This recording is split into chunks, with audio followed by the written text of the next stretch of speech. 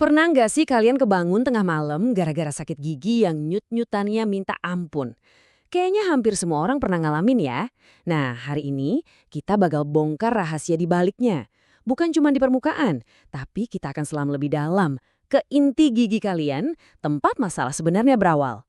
Oh jelas, rasa sakit yang tajam dan berdenyut itu benar-benar bisa bikin satu hari penuh jadi berantakan. Mau makan susah, kerja nggak konsen, bahkan mikir aja jadi sulit. Itu tuh sebenarnya kayak alarm darurat dari tubuh kita. Dan alarm itu nggak boleh diabaikan. Tapi, gini, sadar nggak sih kalau sakit gigi itu seringnya bukan cuma masalah permukaan? Rasa sakit itu sebetulnya adalah teriakan minta tolong dari bagian paling dalam dan paling vital dari gigi kita. Jadi, apa sih nama musuh dalam selimut ini? Nah, di dunia kedokteran, biang keladi di balik sakit gigi yang parah ini disebutnya pulpitis. Yuk, kita kenalan lebih jauh sama dia. Oke, jadi apa itu pulpitis? Gampangnya gini, pulpitis itu peradangan di pulpa gigi. Bayangin aja, pulpa itu kayak jantungnya gigi kita.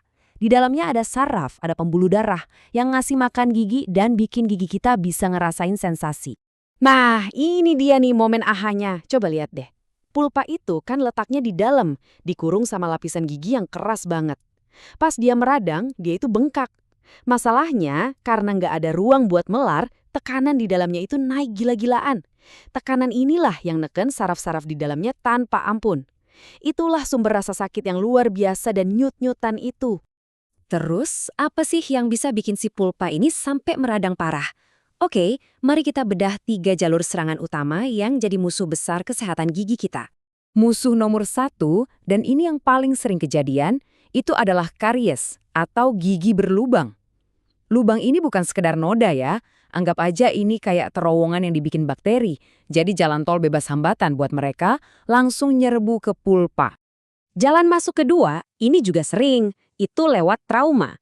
Misalnya, gigi kepentok pas olahraga, kecelakaan, atau bahkan retakan kecil gara-gara ngegigit sesuatu yang terlalu keras.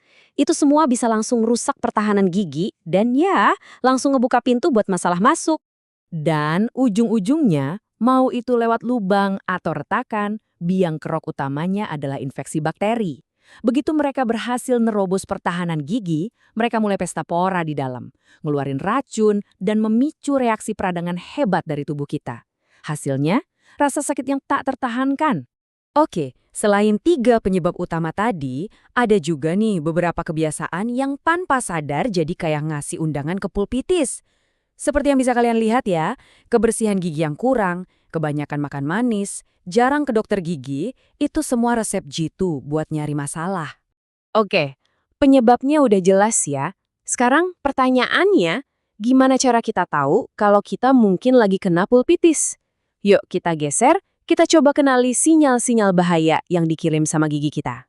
Gejalanya ini khas banget. Nyeri yang nyut-nyutan, linu pas kena panas atau dingin, sakit pas ngunyah, sampai gusi bengkak.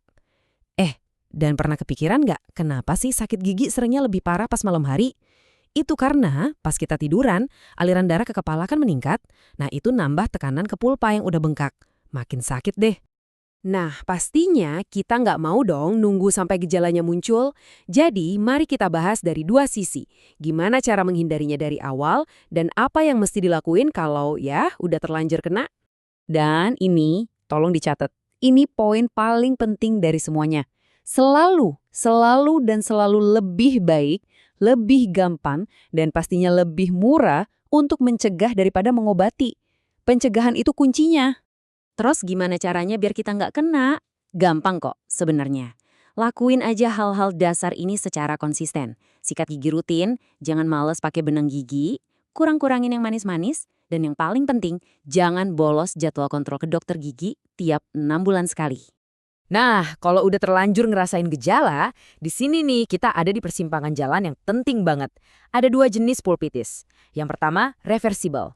Artinya, peradangannya masih ringan, pulpanya masih bisa diselamatin. Biasanya cukup ditambal aja. Tapi, kalau dibiarin, dia bisa jadi irreversible. Di tahap ini, kerusakannya udah permanen dan pilihannya jadi jauh lebih serius. Perawatan saluran akar atau bahkan, yang paling parah, cabut gigi. Ngeliat bedanya tadi antara yang bisa sembuh sama yang enggak, jadi jelas banget kan kalau waktu itu krusial banget. Nunda-nunda ke dokter gigi pas ngerasain gejala awal, itu bisa jadi bedanya antara cuma perlu ditambal sama kehilangan gigi buat selamanya. Oke, jadi kapan nih situasinya udah darurat dan harus langsung lari ke dokter gigi? Ini checklistnya. Kalau kalian ngalamin salah satu dari ini, nyeri hebat yang nggak hilang-hilang, gusi bengkak atau ada nanahnya, atau linu yang ekstrim banget, udah jangan ditunda lagi. Langsung bikin janji temu sama dokter gigi, segera. Dan ini, dengerin baik-baik, ini peringatan paling kerasnya. Kalau diabaikan, pulpitis bisa berujung jadi nekrosis pulpa. Artinya apa? Gampangnya, saraf di dalam gigi kita tuh mati. Udah game over buat sarafnya. Dan ini bisa nyebabin infeksi yang lebih parah lagi, kayak abses. Ini semua ngebawa kita ke satu pertanyaan terakhir yang penting banget buat direnungin. Nahan sakit gigi sebentar mungkin kelihatannya gampang, tapi pertanyaannya adalah, apakah rasa nggak nyaman sesaat itu sepadan dengan resiko kehilangan gigi secara permanen? Pikirkan baik-baik, jaga kesehatan gigi kalian ya.